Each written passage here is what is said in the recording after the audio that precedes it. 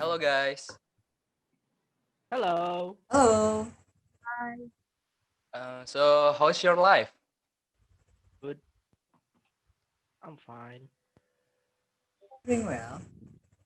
Yeah, pretty good. Yeah, Yeah, not bad.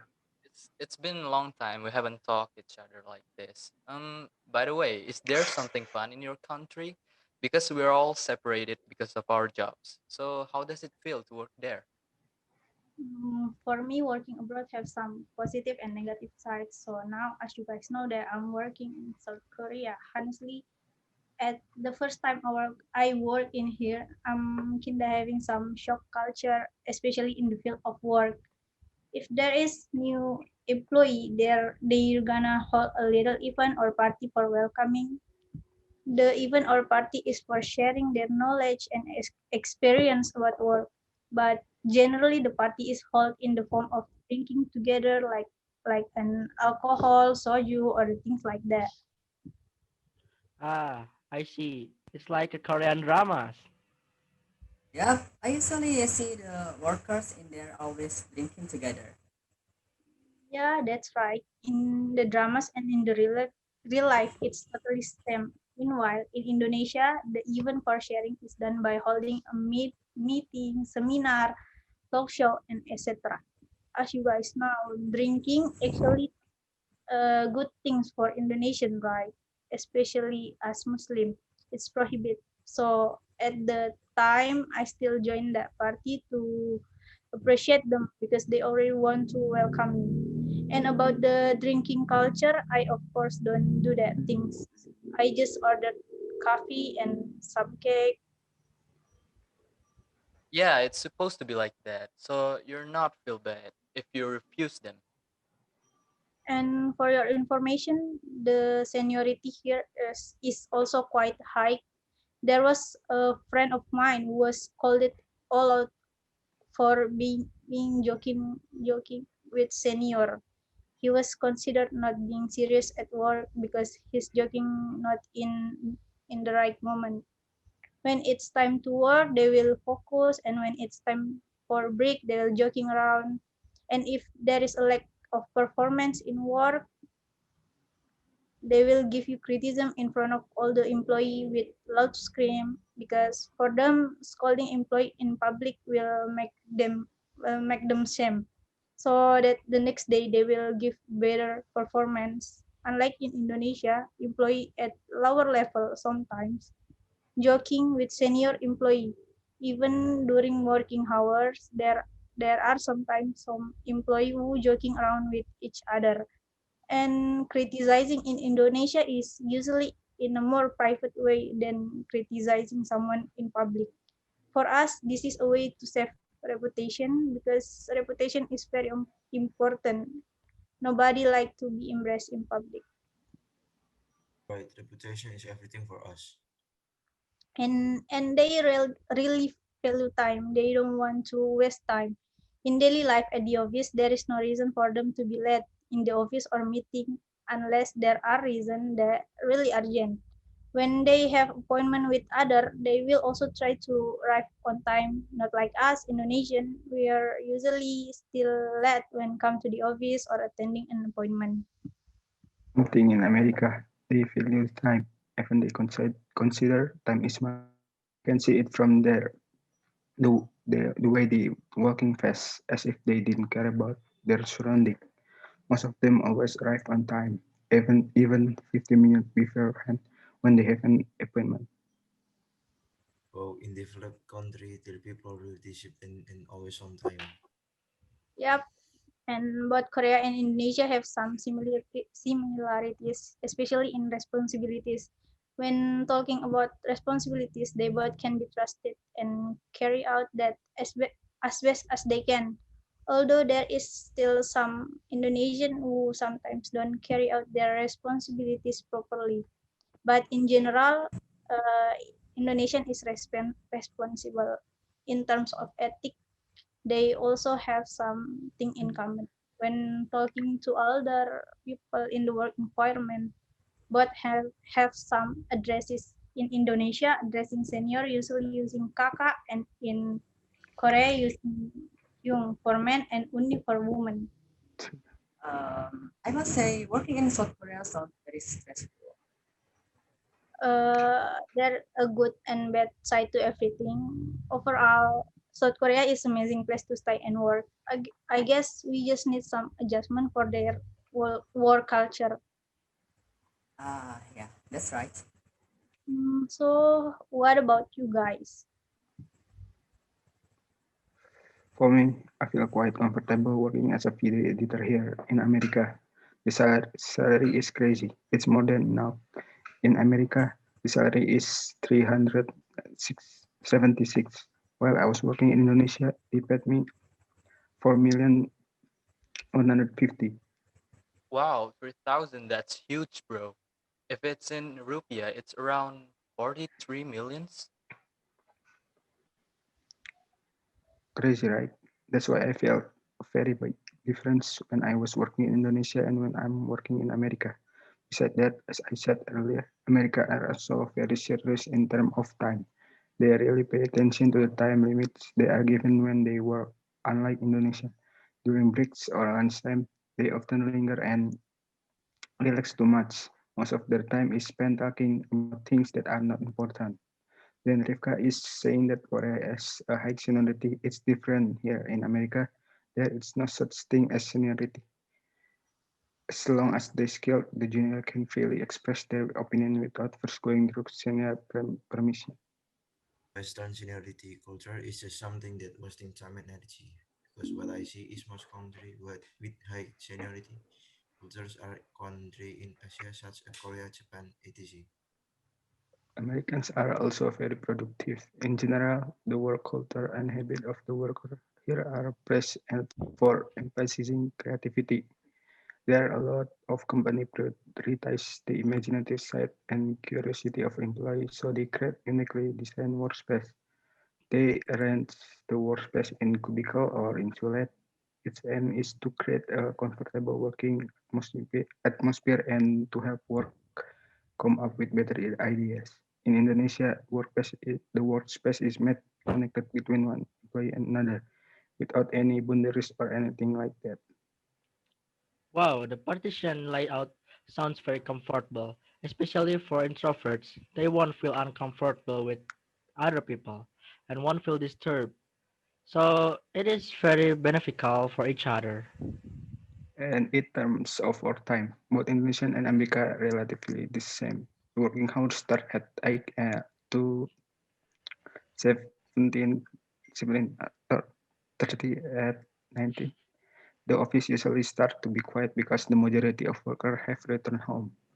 Few people leave the office on time or they stay in the office beyond 7. What about the people?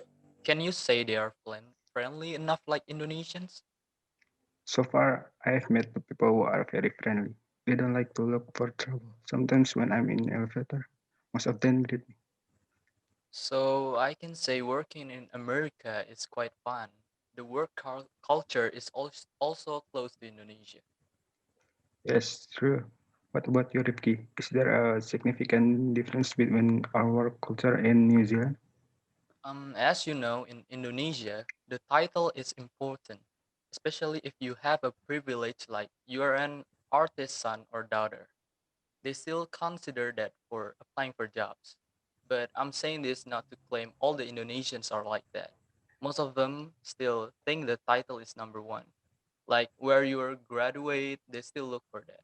Meanwhile, in New Zealand, skills are number one. At least most of them think that way. They more cherish the one who is skilled than the one that has a good title. No, that one thing I really don't understand from Indonesia. For some reason, they put forward title or fame rather than skill. Yes, and that doesn't guarantee that they are skilled.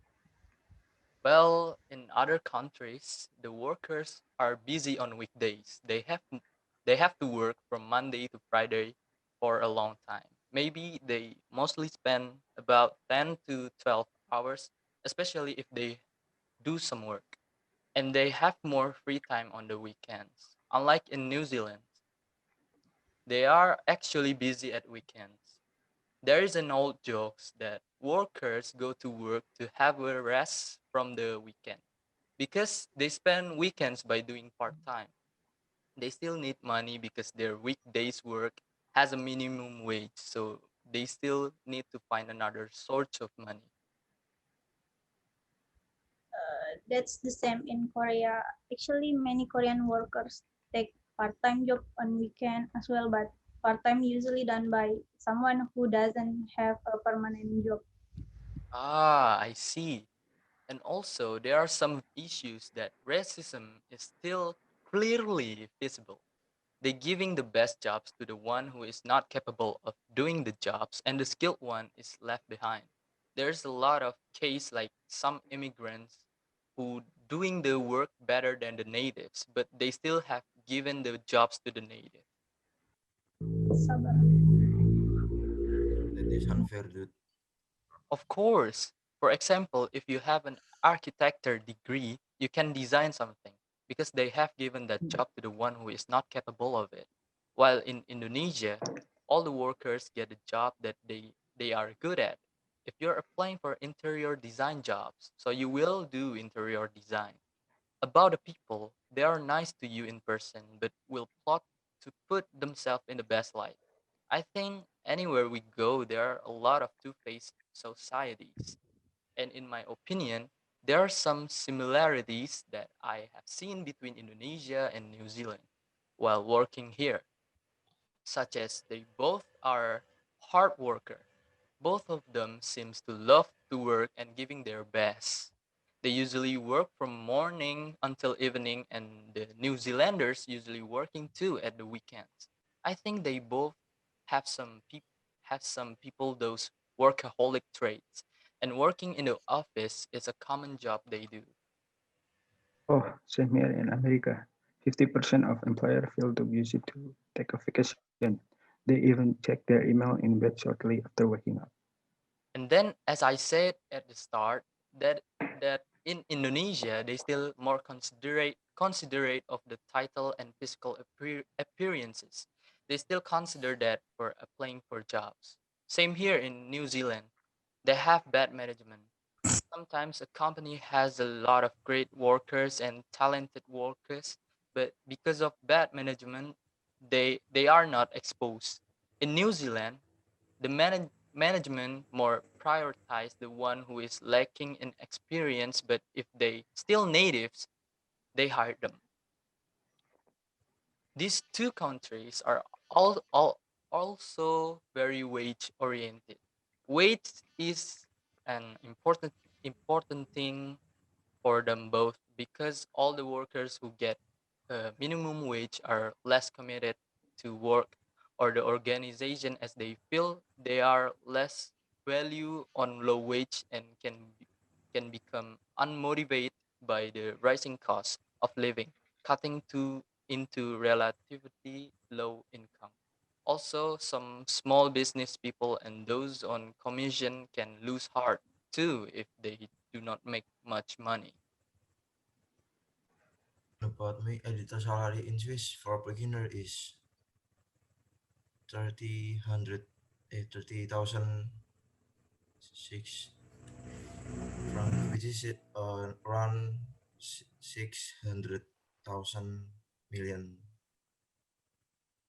to Indonesia rupiah. If meanwhile Indonesia editor salary for beginner is just 10,000, and about cost of living per year for a single person is 1700, and in Indonesia is around 275,000 million. That's quite a lot, I think, for the beginner. Yeah, right. What about yourself, Dimas? Me, yeah, Japan is productive, the developed country. Japanese are working for pleasure, not just for pay. Uh, so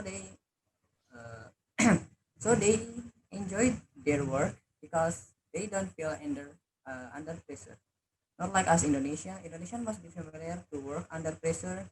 Japanese also uphold the principle of being on the time in the orderly. orderly and disciplined manner, especially in the industrial and trade sector.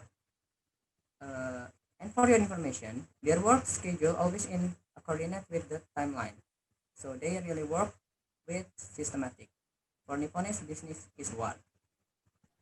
Why do they think business is war? So the Japanese in the business world see business as the war that's against other company. To win the war, you need to strategic and have a long-term view. Japanese business culture is more concerned with long-term profits. In the order to win the war, complete preparation should be made to fight with all your might. And another things that you should know, there is some similarities between Indonesia and Japan that is both countries always try to give the best for their job.